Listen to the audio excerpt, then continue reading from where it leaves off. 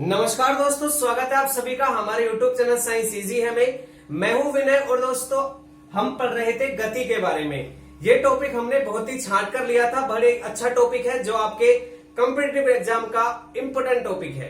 ठीक है भाई, हमने पिछली वीडियो में जो इसका गति का पार्ट फर्स्ट है उसमें हमने गति के प्रकारों की चर्चा नहीं की थी। गति की परिभाषा, गति के जो भी एक विमीय, द्विविमीय और त्रिविमीय आधार पर वर्णन था और साथ ही एक समान और असमान गति की हमने चर्चा कर ली थी। लेकिन आज की वीडियो में हम बात करेंगे गति के प्रमुख प्रकारों के बारे में, जहां से प्रश्न भाई कई बार एग्जाम में पूछे गए हैं और लगातार आते हैं। पूरी चर्चा करेंगे गति के सभी प्रकारों के बारे में। तो देखो गति के प्रमुख प्रकार क्या हैं भाई। गति यानी मोशन। तो मोशन, अगर टाइप ऑफ मोशन की बात करें भाई तो गति के प्रकार भाई वैसे तो बहुत सारे हो सकते हैं, लेकिन प्रमुख रूप से जो आपके सिलेबस के अकॉर्डिंग है कक्षा 9, 11, 12, 10 और उसके अलावा कॉम्पिटिटिव एग्जाम में आपके जो प्रमुख प्रकारों की चर्चा की गई है वो मैं आपको बता देता हूं। देखो गति के प्रमुख प्रकारों में सबसे पहले आती है भाई सरल रेखीय गति। सरल रेखीय गति, ठीक है। दूसरा देखो इसको लीनियर मोशन। क्या हो गया? सरल रेखीय गति भाई लीनियर मोशन। दूसरा जो आपका गति का प्रकार है वो हो गया भाई आपका वृत्तीय गति, ठीक है। इस वृत्तीय गति को ही आगे बढ़ाकर हम पढ़ते हैं घूर्णन गति। कौन सी गति? घूर्णन गति, ठीक है। तो प्रमुख रूप से सरल रेखीय गति, दूसरी हो गई वृत्तीय गति, इसी को आगे बढ़ाकर यानी एक स्टेप आगे करके मैं आपको समझाऊंगा घूर्णन गति। तीसरी चीज है भाई आपकी आवर्त गति, और इस आवर्त गति को ही थोड़ा आगे बढ़ाकर हम पढ़ेंगे दोलनी गति या कंपन गति या सरल आवर्त गति।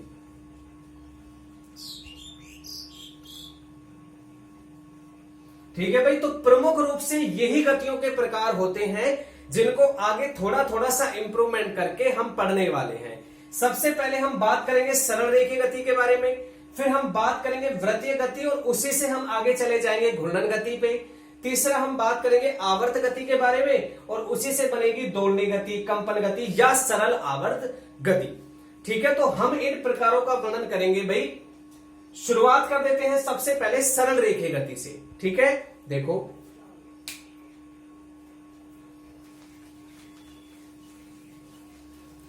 यानी कि लीनियर मोशन।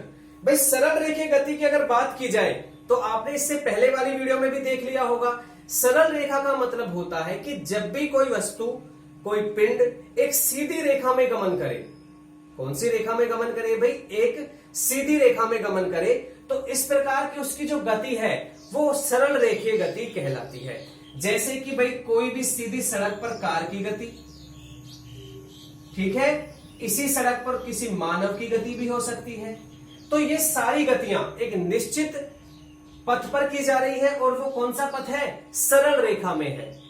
तो सरल रेखा में अगर कोई गति की जाती है तो यह गति कहलाती है सरल रेखीय गति। बहुत ही आसान सी बात है भाई, इसमें किसी प्रकार का कोई कॉन्सेप्ट है नहीं।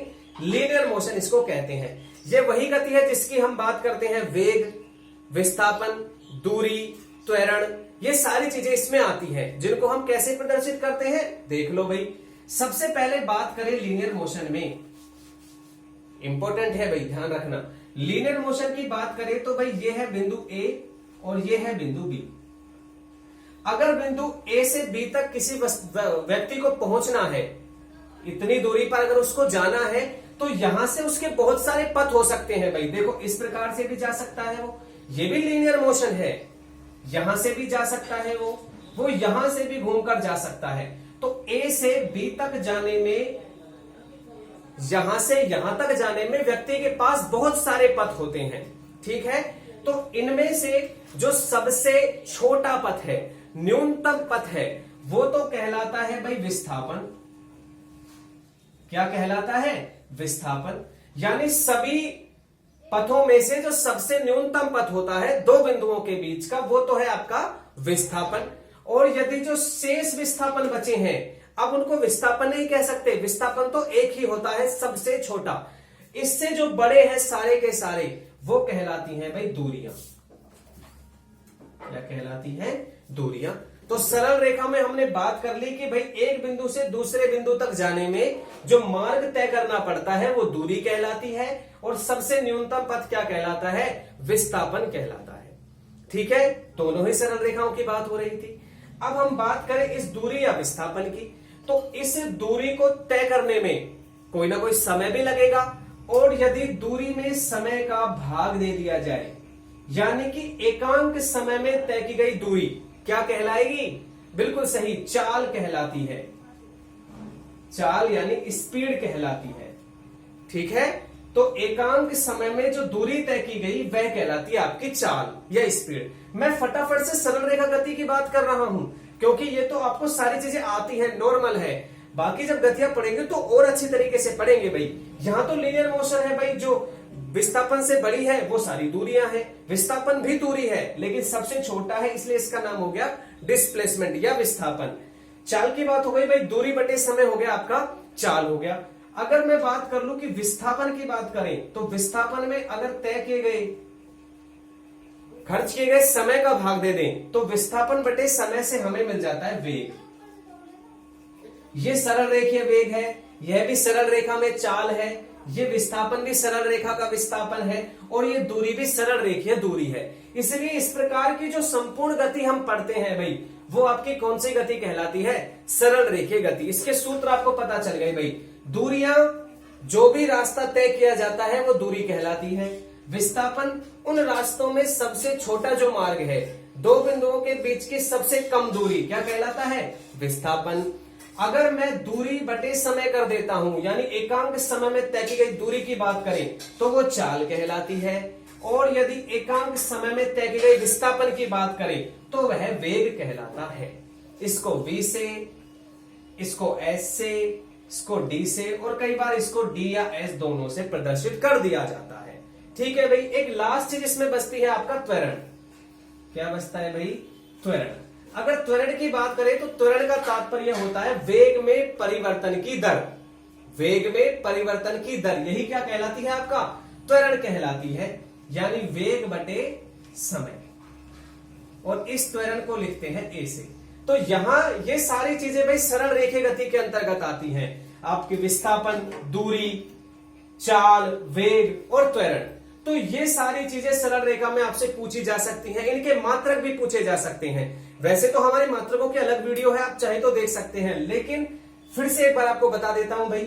देखो, विस्थापन का मात्रक होता है मीटर, ऐसा ही मात्रक, ऐसे ही दूरी का भी मात्रक है मीटर। क्योंकि भाई दूरी और विस्थापन दोनों सेम ही तो है, दोनों रास्ते को ही तो नाप रही है। एक छोटा रास्ता है और बाकी बड़े बड़े रास्ते हैं। ठीक है, तो दूरी और विस्थापन दोनों का मात्रक मीटर होता है। अगर बात करें चाल के मात्रक की, तो देखो चाल का सूत्र है दूरी बटे समय।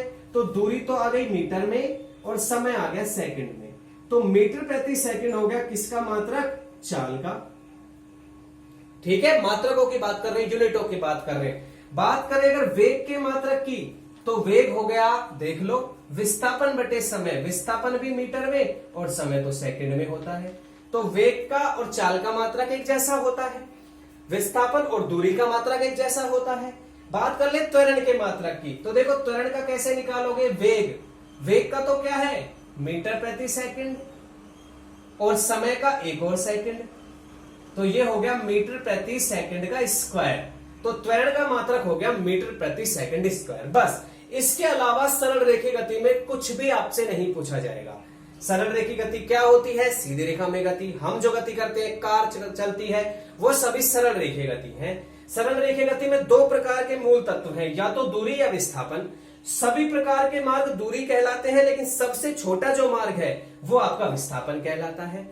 एकांक समय में तय की गई दूरी विस्थापन कहलाती है या चाल कहलाती है? एकांक समय में तय की गई दूरी चाल कहलाती है।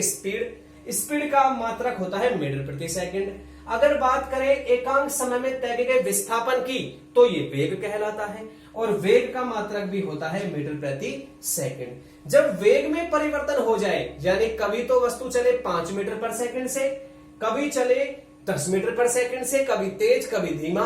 तो इस प्रकार का जो परिवर्तन है वो परिवर्तन कहलाता है त्वरण, एसिलरेशन। और इसका सूत्र हो गया वेग बटे समय, इसका मात्रक हो गया मीटर प्रति सेकंड स्क्वायर। तो ये बात की भाई हमने सरल रेखीय गति के बारे में। वैसे विस्थापन और दूरी, चाल और वेग और त्वरण, ये सारे जो कॉन्सेप्ट है ये अलग अलग भी पूछे जा सकते हैं, लेकिन ये सभी आपके सरल रेखीय गति में से ही आएंगे, इस बात की गारंटी है। अब लास्ट हम पढ़ लेते हैं इन सभी चीजों की विमाओं के बारे में। देखो कैसे,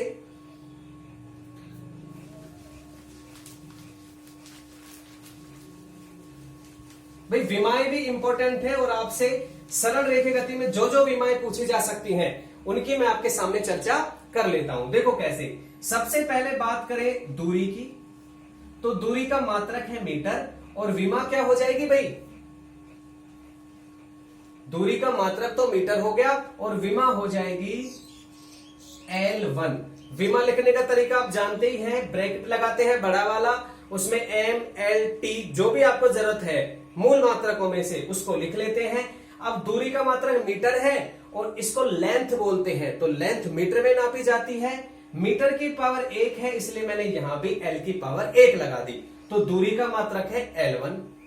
ऐसे ही विस्थापन का मात्रक क्या हो जाएगा भाई, इसका भी मात्रक होता है M, तो इसकी भी विमा हो जाएगी L1, M यानी मीटर। ठीक है, आगे चलो।